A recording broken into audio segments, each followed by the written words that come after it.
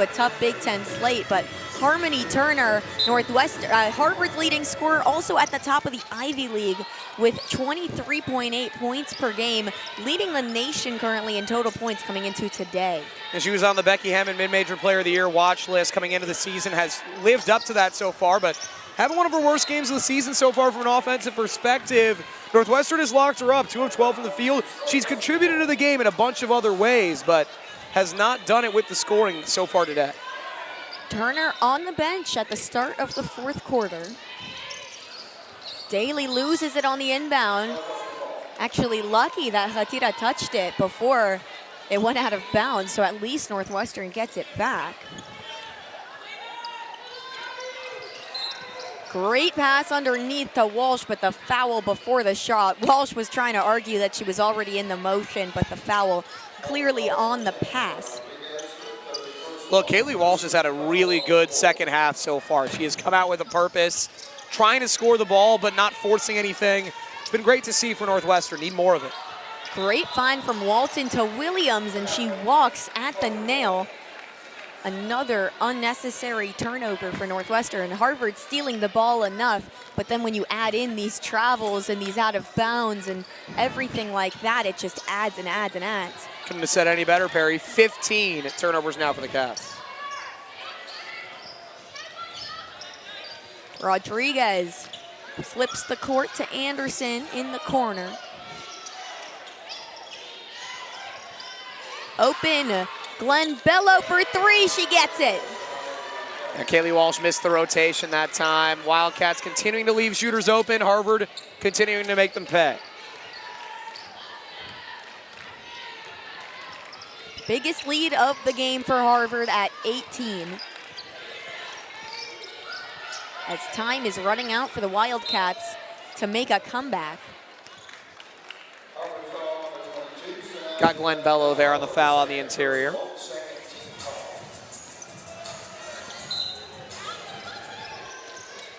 Walton into Williams. Back to Walton, picked up her dribble, put it back down again. Classic double dribble. And there's another one going against the Wildcats. Perry, Harvard has taken 20 more shots than Northwestern right now, and they've only taken 3 fewer free throws. 55 field goal attempts to 35. Can't win games like that.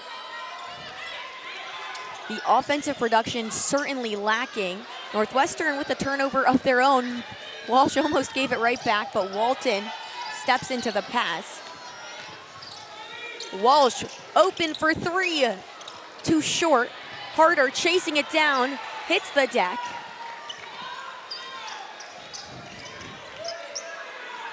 Lau waiting to check in with 4 fouls at the scorer's table. 9 on the shot clock, Samaya Walton on the dribble. Williams draws a foul on Anderson. Just her first personal foul. Yeah, double-double with 10 boards and no fouls until that point for Anderson. Really shows how effective she's been without, hurting her team. Timeout on the floor for the Wildcats, trying to figure out how to stop the bleeding, honestly, of these turnovers and the points that that Harvard keeps piling on. We'll see how they do that when we return on Big Ten Plus in a moment.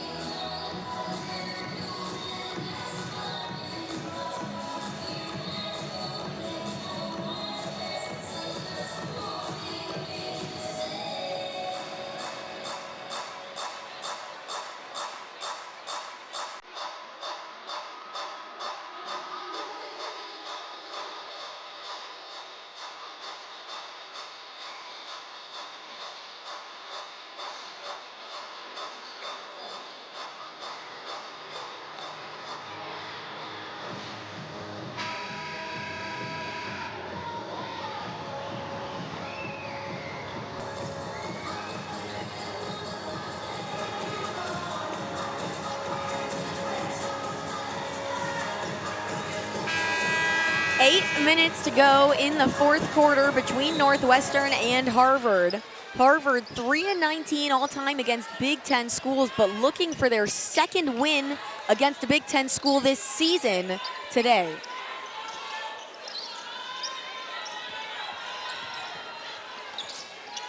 Walsh for three, rattles in and out again. Getting into that history for Harvard a little bit against Big Ten schools. That includes an 0-1 against Northwestern in a game they lost 94-38 back in 1981. Perry, safe to say this game's final score will look a little different than that one. Absolutely. It's certainly not a blowout favoring Northwestern. If anything, favoring the Crimson. A testament to how this program has been built by Carrie Moore, looking to move to 42-25 all-time at Harvard in the last 3 seasons. Very strong record. Also her first head coaching job. Yeah, it's really impressive what she's done. She's built a great staff. They stuck with her for all 3 years in this tenure, and you can see the way this team is built year over year, right? I mean, 9-5 each of the last 2 seasons. Had to deal with a lot of turnover between those 2 years. They finally brought back a bunch of players, including the cornerstones in Turner and Rodriguez, who, though she just missed that free throw, has been excellent today. And you're seeing the difference this has made. I mean, if you're picking right now, it's hard to pick anybody besides Harvard as the front runner in the Ivy with the injury that Princeton suffered in the early going. And they've shown that today. And Destiny Turner, Harmony Turner, who's still on the bench, she was all over social media these past few weeks saying, don't sleep on the Ivy League. We might choose to pay our way through school for the education. We might choose to come to these schools that aren't regarded as athletic schools, as Lau pulls up from deep and gets it to go. But she said, we've got a lot of athletes in the Ivy League. Just Google it. How many Ivy League athletes won medals at the Olympics last summer? And there are quite a few.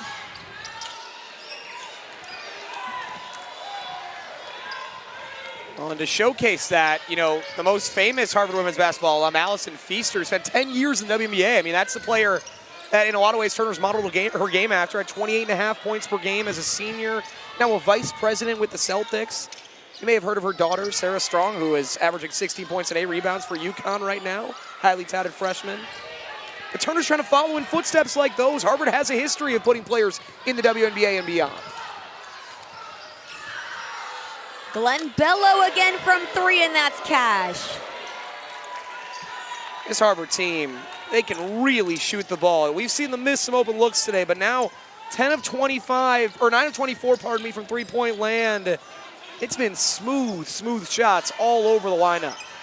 And we knew heading into today, we said it before the game, that Harvard's strengths could exploit Northwestern's weaknesses, as Walsh is whistled for the offensive foul, with those specific strengths and weaknesses being Northwestern's perimeter defense and their tendency to turn the ball over, and those are 2 things that Harvard has done very well today. And then when you add in the offensive rebounding and the second chance points factor, it was never going to be competitive. Absolutely. And speaking more to that Ivy League strength that we were just talking about, Perry, you know, in Bart Torvik's ratings, he currently has the Ivy as the 7th strongest conference in the country. They've been top 10 in women's basketball each of the last 2 years in those same metrics. They got a team in the NCAA tournament as an at-large last year in Columbia. So there's no doubt that this Ivy League conference is on the rise in the sport of women's basketball, and Harvard is really looking to take advantage of that this season. Anderson picks up another foul. Northwestern with the ball back. Down by 19 points with just about 5.5 minutes to play.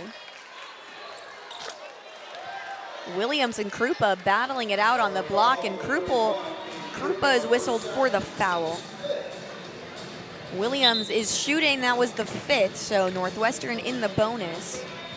There's been a problem for Harvard, especially in the second half. It's been the fouls. They're starting to really get into some foul trouble as a team, not as individual players, but they've now allowed Northwestern to get in the bonus in both the third and fourth quarters, and there's still 5:28 to play in this game.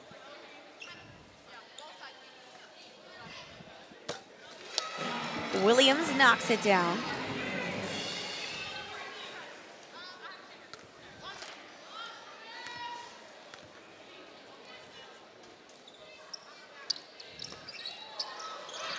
The Michigan transfer gets her own rebound on the miss. Back to her from Lau. Missed on the angle, Harvard ball. Another great pass from Lau. You know, she's only got the 2 assists. She's put her teammates in scoring position certainly more times than that. Hasn't always been rewarded. Anderson stays in bounds tight on the sideline. Krupa with the chance for 3, and it's good. Harvard, you can feel the confidence building shot after shot for them as a team. This is a statement win on the road. You know, Northwestern has not had the greatest start to the season and certainly wasn't picked near the top of the Big Ten, but beating a Big Ten team on the road by 20 points, second Big Ten win of the season, that would surely be something to hang your hat on for Harvard. Lau for 3 from deep. Williams puts it away on the offensive rebound. And a 30-second timeout on the floor. Noah, as you were saying, Harvard received votes in the AP Top 25 poll in week 2. They lost those votes last week after a very uncharacteristic loss against Quinnipiac, their only loss of the season. But those 3 votes were their first AP votes in program history. Yeah, this team is going places. They just haven't been much. You know, so Harvard is a team that hasn't been to the NCAA tournament since 2007. They've only won a game in the NCAA tournament 1 time. You know, even though in those days, Allison Feaster never got past the second round of NCAA tournament play. So look, this is a Harvard program that is trying to go to new places. And since that loss to Quinnipiac, you know, we haven't even talked about the 8-point win over Boston College. That's a home win, but it's a very impressive win to be sure. Blew out Maine on the road.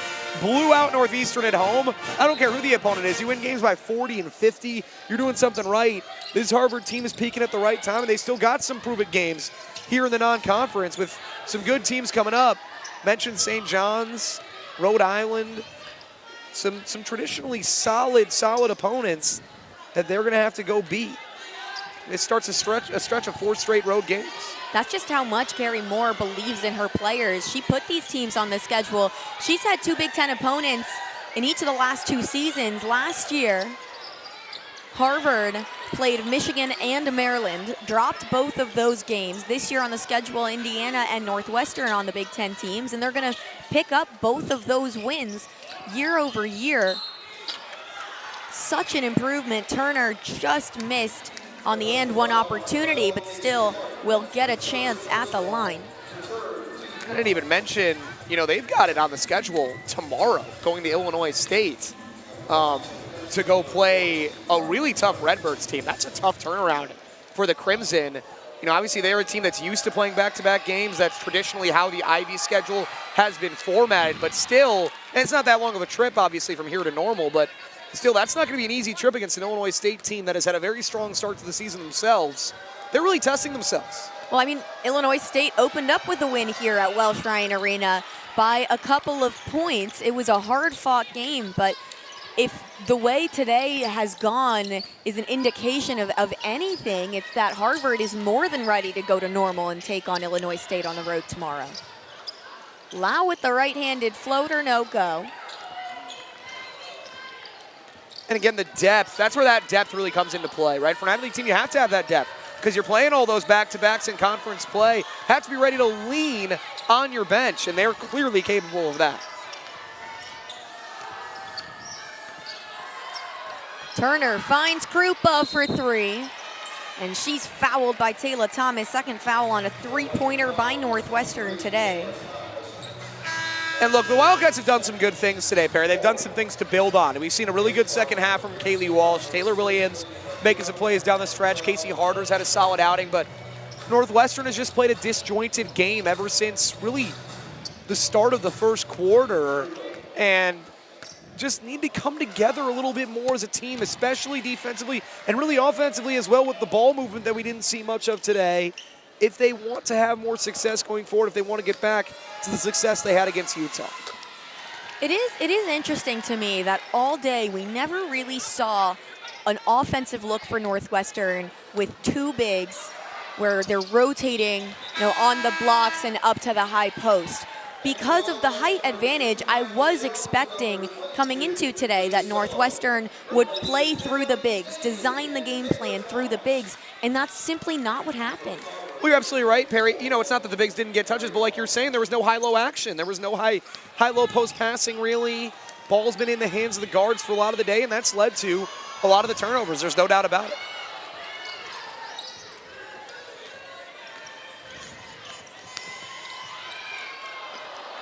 Wow. Good look that she created for herself. Still doesn't fall.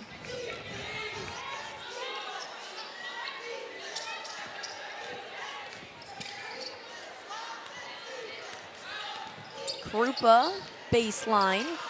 Kicks to Khatira. Another offensive board for Harvard, just padding the stats at this point. It's 21. We got to be approaching a program record here. I mean, this has been ridiculous, Perry.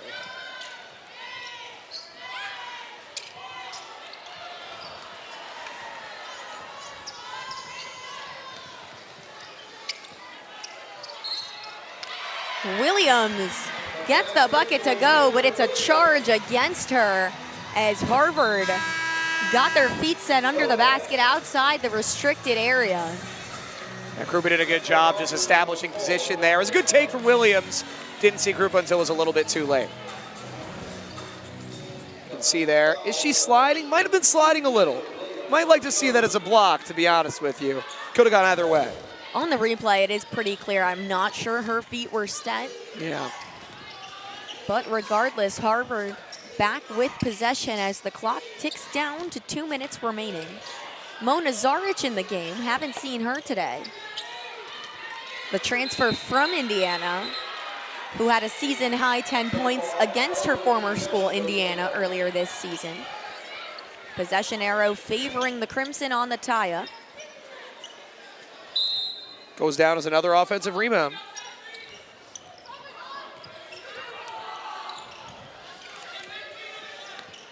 Krupa, hesitation down the left side. Williams definitely was clean in the hands area. Might have picked up the foul with the body contact to Krupa. Yeah, just a little bit too much contact right there. And Harvard back to the line. They've shot 2 more free throws. Now going to be 4 more free throws in the Wildcats so far. Going to see Crystal Wayne come into the game here down the stretch for Northwestern. Get some minutes for the sophomore.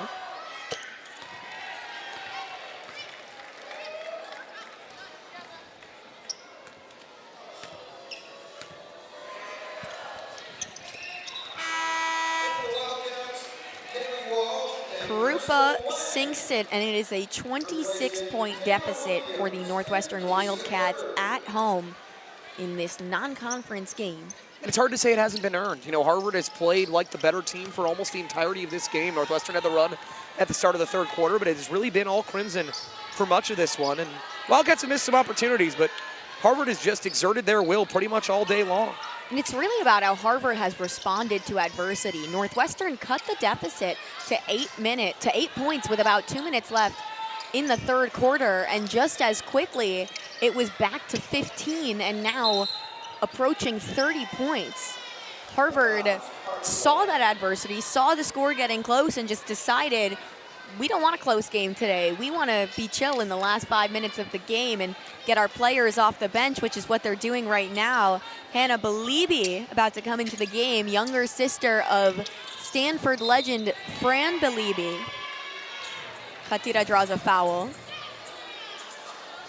The Belibi family is just athletic legends. Fran Belibi was viral in high school for her dunking ability. She's one of very few NCAA women's athletes to ever dunk in a college basketball game and dunk in the NCAA tournament.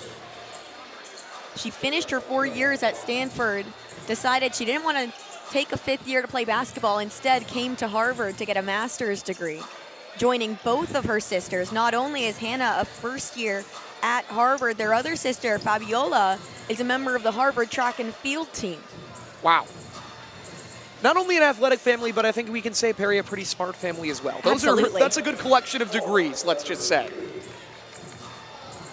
And Belibi, in her own right, Hannah Belibi, that is, was a 4-star recruit by ESPN, a top 100 player nationally. So very highly touted recruit for the Harvard Crimson. I think Coach Moore is looking forward to developing her talent over the next few years.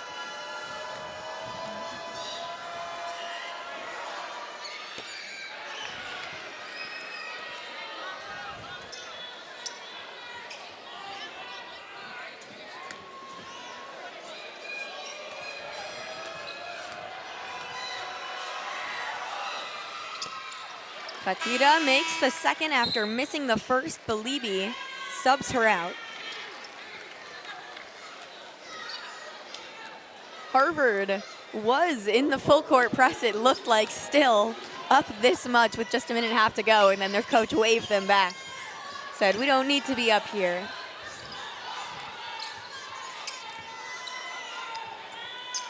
Walsh, great footwork on the left block. Quick Wildcats timeout there. Again, Kaylee Walsh, has shown something on the block we haven't seen so far this season. I know it's only her second game, but 13 points. She's really been an engine for the offense, and the Wildcats haven't looked to consistently get the ball into Sullivan, Williams, Thompson. They've been in the game, but they've been feeding Walsh, and that's been some of their best offense. I think, again, something you've alluded to, Perry, if the Wildcats want to be at their best offensively, they should be feeding all their bigs the way they fed Kaylee Walsh today, especially in games like this against a Harvard team that they clearly have an athletic edge against. If Northwestern is going to be a two-post team, and that's what Jewel McEwen has wanted them to be, right? A team that plays with Sullivan and Williams at the same time, Williams and Walsh at the same time, etc. They need to feed those posts. There's no doubt about it. I mean, he went out and he recruited Sullivan and Williams, who are both transfers. Sullivan came from Bucknell. Williams playing her fifth and final year after 4 years at Western Michigan, a year at Michigan, and now her sixth year of college eligibility thanks to some injury. Northwestern now will head on the road to face Loyola later this week, and then back at home for another Ivy League matchup against Cornell. And going into those two games, it's exactly what we're talking about, Perry. Northwestern has to establish that physical edge. If they want to win those games, they're going to have the same advantage against those two opponents as they potentially could have had in this game. And if they exert their will down low against those two teams, they'll have very good chances of winning. If not, their record is not going to be in a great spot when they get to that crosstown matchup against DePaul. Both teams in the bonus, so any foul will send the fouled to the shooting line, to the free throw line.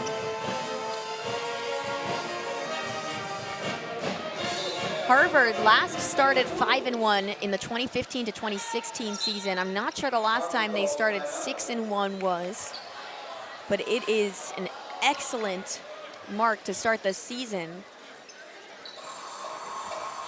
Yeah, timeout here from Harvard. I don't think they were expecting Northwestern to come out in the full court press, but yeah, quick timeout right back. And yeah, it's been a phenomenal start to the season. And look, we mentioned that upcoming schedule for the Crimson, going on the road tomorrow at Illinois State, then two more later in the week at Stony Brook and at St. John's.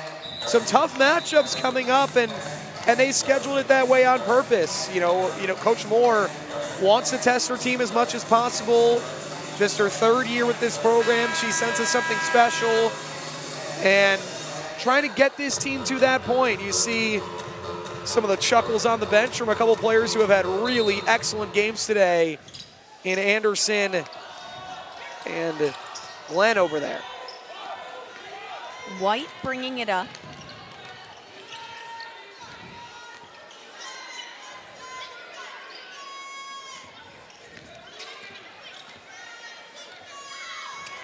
Williams with the steal, coast to coast, but missed the layup. Another mark of just how things have gone today.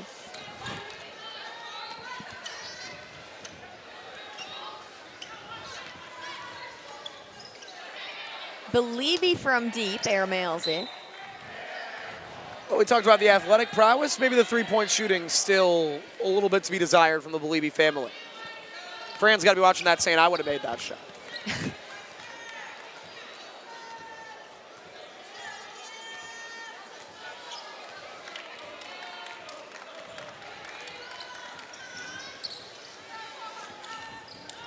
Walton from deep, off the front, out of bounds, Harvard ball.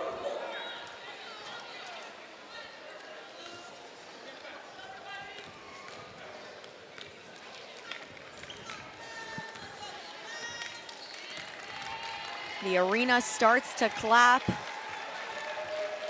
Carly White dribbling it out for the Harvard Crimson. Coming away with a clean 25-point victory.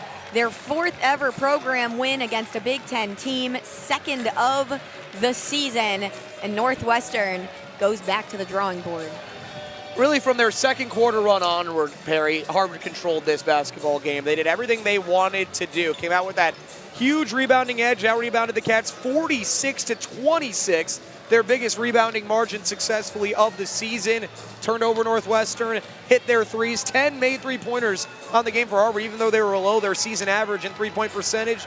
Just exerted their will. Didn't have the best game from Harmony Turner, but Elena Rodriguez stepped up, and so did the rest of this Harvard squad for Northwestern.